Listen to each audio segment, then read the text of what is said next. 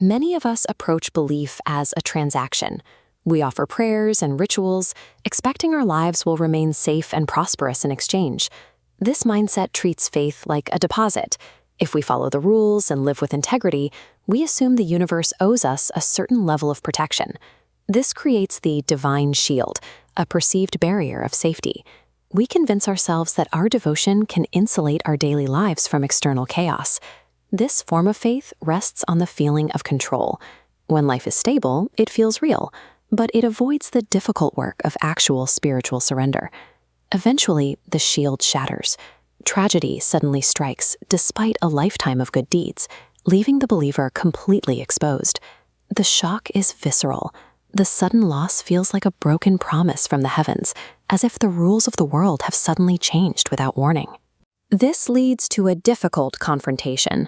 Why would a benevolent power allow a faithful person to experience such intense, unearned suffering? This pain marks the entrance to a much more demanding layer of devotion. Here, suffering is the primary tool used to strip away old illusions.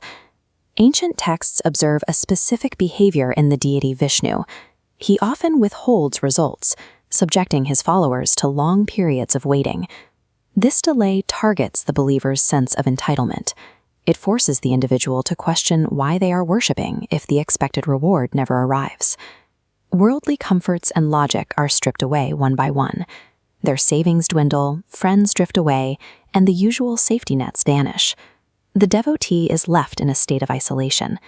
Every prayer is met with silence, and every attempt to find a reason for the delay fails. This silence tests the core of the relationship. When the bargaining stops, the person's true motives for their faith finally become visible. This spiritual trial measures the quality of the wait. It pushes the believer to the edge of their patience to see how they behave when nothing is guaranteed. The singular metric for success is the total absence of complaint. A single complaint acts as a disqualifier. It serves as evidence that the person still views their devotion as a contract with a payout. The standard is stillness. The devotee is asked to remain silent while watching their life fall apart, asking for nothing and expecting nothing. Complaining reveals a desire to bargain. Silence, however, indicates that the demand for a transaction has finally died. At the climax of the test, the devotee reaches a breaking point. They are physically and emotionally spent, with no energy left to fight. With nothing left to lose, the internal demand for a result fades. The transactional mindset that once drove their every prayer simply runs out of fuel. In this void, the need to question the divine or complain about the circumstances disappears. The mind stops looking for a way out. This moment of collapse frees the individual from the burden of their own expectations.